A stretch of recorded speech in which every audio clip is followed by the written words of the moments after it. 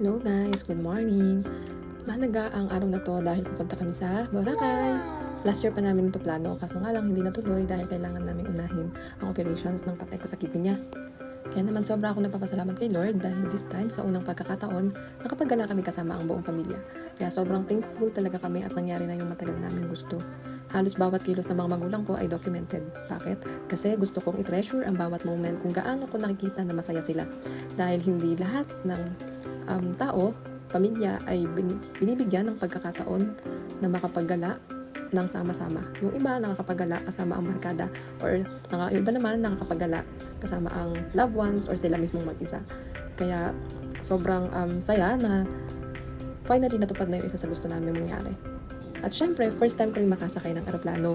Sobrang babaw lang pero yung mga reactions namin ng nanay at tatay ko, nagkukwentuhan kami ng unang experience namin sa pagsakay ng eroplano.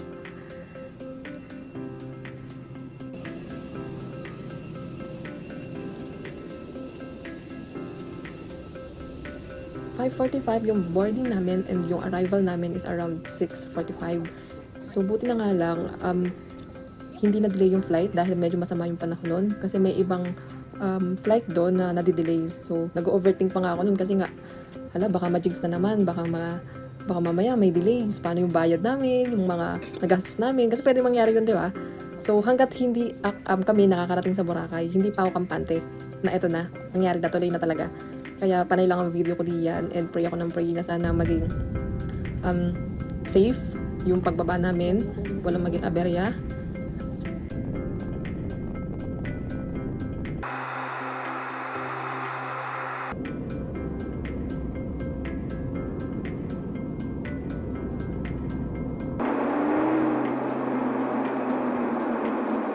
So ayan, nakarating na kami sa Kalibo ng around 6:45 or mahigit. Buti na nga lang hindi naulan ng mga oras na to. Kaya nakapag picture pa kami after ng pagbaba. Syempre, kinunan ko dito yung tatay ko. Hindi ko nga lang nasama dito sa video kasi pictures lang yun. So wala akong video na kinukunan siya ng picture. Ayan, so naglalakad-lakad lang kami. Medyo malayo kasi yung niya. Yung mismong airport. And then, ito, nakarating na kami dito sa port after ng waiting namin. Hindi ko rin nakuha ng video kasi nagsisave ako ng battery that time. So, ayan, sobrang lakas ng ulan nito. Kaya makikita naman natin sa daan. Sobrang putek. Medyo dito kami na-delay kasi naka-standby pa. Marami pang hindi nadating. So, hindi pwedeng tumakbo yung tawag dun. Basta hindi pwedeng umalis yung bangka nang hindi kompleto yung sakay. So, after ilang minutes, ayan, sasakay na kami dahil syempre kompleto na. Nakakatakot nga lang kasi tulay makilipot. So pag nadulas ka, edi swim ka niyan. Tapos ang dilim-dilim pa, syempre sobrang lalim na. Buti na nga lang, may nag-guide at may bumubuhat talaga ng maleta namin. Di ba ang cute ng loob? Para siyang bus. And finally, nakarating na kami sa aming tutuluyan, Airbnb to. So, Kaleo. Pag na-search nyo to sa TikTok, ang daming magandang reviews nito. After ng pagpapahinga namin kinabukasan, nag-start na kayo mag-land tour. Siyempre, ang unang-unang trinay ko ang kayak. So, wala naman akong idea kung saan ba magandang place talaga mag-kayak. Kung akala ko basta kayak lang, okay na. Yung pala, meron din pinipiling magandang place sa dagat. So, which is yung Puka Beach. Puka Beach. Ayun. Siyempre, nakapagbayad na ako. So, that time, pa rin ako. Parang sabi ko, okay na ngayon, dadaanin ko na lang sa edit. So, pinalipas ko na lang at nag-seafoods, nagpaluto na lang kami sa seafoods. Ayan,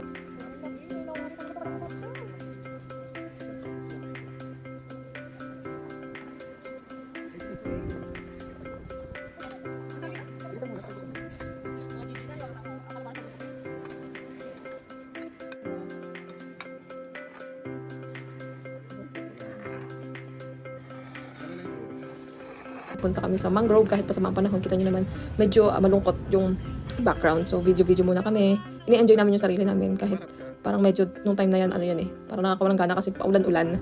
So, nung gabi, after namin magpahinga, naglibot-libot ulit kami dito sa seaside, dito sa Station 2. Ayan, ang ganda talaga mamasyal dito. Dito talaga na-appreciate ang Boracay na sobrang worth it palang magpunta dito sa Boracay. Hindi siya ganun kamahal, mapapamahal ka lang sa mga activities, pero pag sa food, sobrang dami mong choices. magastos lang talaga kami sa food kasi syempre, for ano lang first time at minsan lang susulitin na. Pero kung choice mo talaga is mga nasa 100 plus lang yung kakainin mo, meron nga mga inasal eh. Meron nga din ako nakita, lutong bahay. Ayun, mga ginataang sitaw, ganun. So, after ng, namin mag fast food, may mga tira kami. And then morning, since Airbnb to, pwede kami magluto. Ayan, nagpabili akong egg, pancit canton, at saka yung mga natira dun sa seafood paluto namin. Breakfast to, I think, last day na namin sa Boracay. Kaya inuubos na lang namin yung laman ng ref kasi sayang naman, diba? Nakakamiss din mag-pancit canton kapag sobrang tagal mong di nakakain, pero mas masarap talaga kumain ng pancit canton kapag marami kayong kumakain. Ba't ganun, no? Pag kumakain ka ng pancit canton na ikaw lang mag-isa, yung isa kulang, yung dalawa busog. Pero pag kumain kayo ng sabay-sabay na pancit canton, parang kahit gano'ng karami, masarap. Diba? Kaya timpla akong kape, pang-partner sa pancit canton.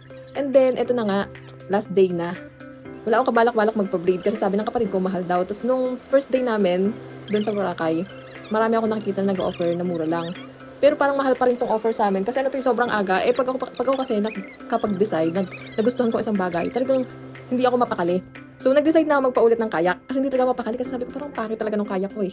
Kasi marami nagsasabi na, ma'am, dapat dito ka nagpakayak. Bakit doon? Ganun. Eh, syempre, hindi ako makonvince na mag-stick na ako sa una kong kayak. So, sabi ko, bago ako magpakayak, kailangan ko muna magpa-braid. At eto nga pala si kuya. Eto yung in-offer sa akin ng isang lalaki na kasalubong ko na, eto tayo magaling mag-picture na hindi pa kayo bumababa, ipapakita niya na sa'yo yung mga pictures niya. Then kapag hindi mo nagustuhan, pwede niya ulit-ulitin. Basta sabihin mo lang. So, syempre, dahil nga, tiwala na rin ako na maganda yung shots niya kahit madilim. Tapos pagkita ko nung mga such shots niya bago kami bumaba, sobrang nagustuhan ko talaga. Hindi ko nga ina-upload kasi nga sobrang nagustuhan ko yung niya, yung mga pictures ko doon. Ayan. So last day na namin, sinusulit na namin yung pag-stay namin sa Boracay. And buti na lang nakisama yung magandang panahon. Di ba? Sobrang ganda ng kulay ng tubig. Sa nga pala to? Station 3.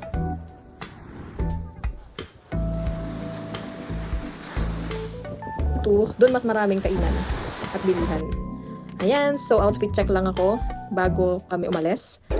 Then nandito na kami sa Katiklan. So sa Katiklan kami naman nung pauwi para mas mabilis dahil lang Air Asia kami.